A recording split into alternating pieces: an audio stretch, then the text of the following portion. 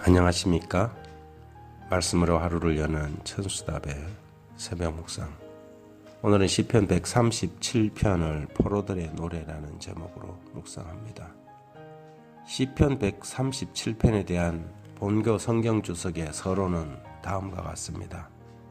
시편 137편이 포로의 노래로 일컬어 온 것은 적절한 일이다. 그것은 포로가 된 땅에 있는 이스라엘 사람들을 묘사한다.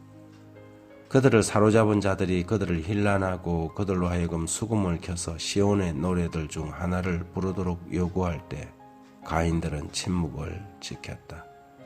포로들의 마음은 울적했다. 이 시에 나타난 애처로움은 고난과 낙담 중에 있는 포로들에 대한 독자의 동정을 유감없이 자아낸다. 시편 137편 1절 2절은 우리가 바벨론의 여러 강변 거기 앉아서 시온을 기억하며 울었도다. 그 중에 버드나무에 우리가 우리의 수금을 걸었나니. 그렇습니다. 때로는 노래도 싫고 밥도 먹기 싫을 때가 있지요. 자유가 없고 나라가 없고 예배가 없는 삶은 무의미한 상실, 바로 그것이었습니다. 이스라엘 백성들은 저들이 편안하고 자유로울 때 하나님을 잃어버리고 방탕하고 타락하여 우상을 숭배하다가 비로소 나라가 망하고 포로 신세로 전락하고서야 신앙의 자유를 그리워하게 되었습니다. 시대의 소망은 이렇게 기록합니다. 그들은 바벨론에 종속되어 이방 나라 가운데 흩어지게 되었다. 많은 사람들이 고통 가운데서 하나님의 언약에 대한 그들의 충성심을 새롭게 하였다. 그들이 버드나무 위에 그들의 수금을 걸어놓고 황폐된 성전을 생각하며 슬퍼할 때에 진리의 빛이 그들을 통하여 비쳐나가고 하나님을 아는 지식이 열방에 퍼지게 되었다. 이방 사람의 희생제도는 하나님께서 제정하신 제도를 왜곡한 것이다. 이방 나라의 의식을 신실히 지키는 많은 사람들이 히브리 사람들에게서 하나님께서 제정하신 제도의 참 뜻을 배웠으며 믿음으로 구주에 대한 허락을 굳게 붙잡았다. 많은 경우 사람들은 어리석게도 소중한 것을 잃어버리고 난 후에 그것들의 중요성을 깨닫게 되지요. 가족이 세상을 떠난 후에 비로소 가족이 얼마나 소중한지를 깨닫고 기회를 놓치고 난 다음에야 비로소 시간의 소중함을 알게 됩니다. 건강할 때에는 건강이 얼마나 소중한지 모르지만 병이 들고 나면 건강보다 더 중요한 것이 없다는 사실을 너무 늦게 깨닫지요. 신앙도 마찬가지입니다. 사람들은 신앙의 자유와 매일 성경을 읽을 수 있고 언제나 예배에 나갈 수 있는 것이 얼마나 귀한 특권인지 잘 모르는 것 같습니다. 그래서 예배가 사람과의 약속보다 더 하찮게 여겨지고 돈을 벌기 위해서는 피곤하도록 일하지만 피곤하면 예배는 그냥 지나칠 수 있는 어떤 것쯤으로 여깁니다. 이런 경우 우리는 하나님 없음을 경험할 수밖에 없지요. 종교가 의무감이나 이기심의 동기에서 시작된 빗나간 신앙이었다면, 그래서 때로 교회 다니고 예배를 드리는 것이 피곤하고 걸리적거리는 불편한 생활에 떼어버릴 수도 없는 부적처럼 느껴진다면 그 사람에겐 하나님 없음이 필요한 것입니다. 그런 사람에게 하나님은 삶의 포로가 되게 하십니다. 영적 나태함을 고치는 하나님의 방법은 고난과 시련이지요.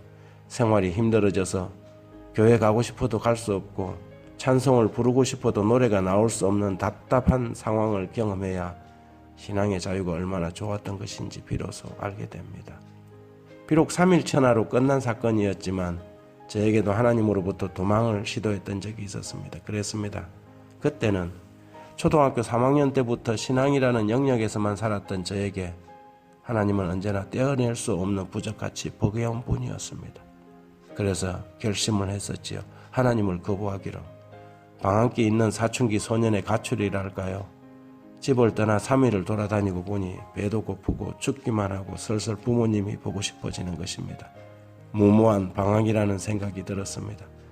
3일 만에 아버지 집으로 돌아갔지요. 그 짧은 시간 저는 하나님 없이 사는 것이 얼마나 어리석은 삶인지를 경험했습니다. 바벨론 70년 나라를 잃고 신앙의 자유와 안식일의 신도 없이 포로로 전락한 이스라엘 민족들에게 비로소 하나님은 소중했고 안식일의 예배와 자신들의 나라가 그리워졌습니다. 그래서 그들은 바벨론 강변에 버드나무에 수금을 걸었습니다. 노래하기를 거친 것입니다. 노래 대신 울음이 찬양 대신 탄식이 입술에서 새어나왔습니다. 4절, 5절, 6절에 보면 우리가 이방 땅에서 어찌 여호와의 노래를 부를까? 예루살렘아 내가 너를 잊을진대 내 오른손이 그의 재주를 잊을지로다. 내가 예루살렘을 기억하지 아니하거나 내가 가장 즐거워하는 것보다 더 즐거워하지 아니할진대 내 혀가 내 입천장에 붙을지로다. 혹시 지금 우리의 상태가 그렇지는 않습니까? 신앙에 즐거움이 없고 예배를 드려도 감동이 없고 하나님을 배반할 수도 그렇다고 전적으로 하나님께 충성할 수도 없지 않는 어색한 동거라 할까요?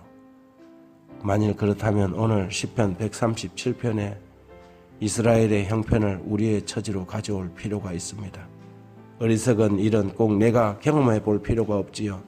남의 실패로부터 배울 수 있는 것입니다. 기회를 잃어버리고 땅을 치며 통곡하는 사람들처럼 폐암 수술실로 들어가는 흡연자의 후회처럼 지금 그대의 가장 소중한 것을 잃어버리기 전에 통곡하고 울어야 합니다.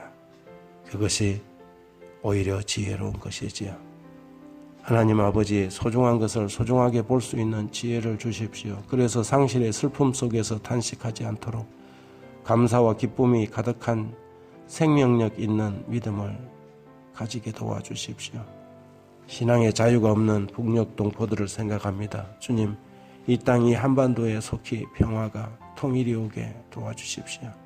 남북이 하나가 되어 얼싸안고 주님 안에서 즐거운 찬송을 부르는 그날이 속히 오도록 저희의 믿음을 준비시켜 주시고 북쪽의 위정자들에게는 애민하는 마음을 가지게 해 주십시오. 주신 시간과 재능과 재물의 소중함을 알게 해주시고 그것들을 잃어버리고 난 후에 슬퍼하지 않도록 가치 있게 사용하는 지혜로운 청지기가 되게 해주십시오. 예수님 이름으로 기도드립니다.